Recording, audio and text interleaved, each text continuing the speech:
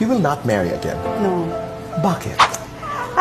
I think I already gave my promise to my ex-husband. And I have my children. I have 4. So, parang that alone takes so much of my time, my energy, my strength. So, I will focus. I understand. Inihayag ni Claudine Barreto sa edad na 44 ay wala siyang bagong pag-ibig mula pa raw nang maghiwalay sila ng estranged husband na si Raymart Santiago.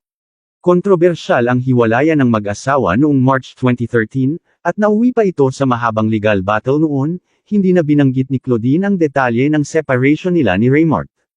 Paninindigan lang niya, 11 years na talaga, wala akong boyfriend, walang date, walang ano.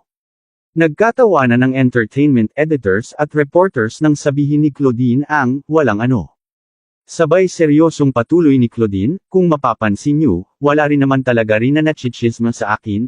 Aniya, sa loob ng mga nakalipas na taon ay mas pinagtuunan niya ng pansin ang pagiging ina sa mga anak. Naniniwala si Claudine na hindi siya mahirap mahalin bilang karelasyon. Pahayag niya, sabi ko nga, hindi ko alam kung bakit hindi nag-work yung marriage ko because hindi ako asawa na nagger. Masaya akong asawa. Mabuti akong asawa.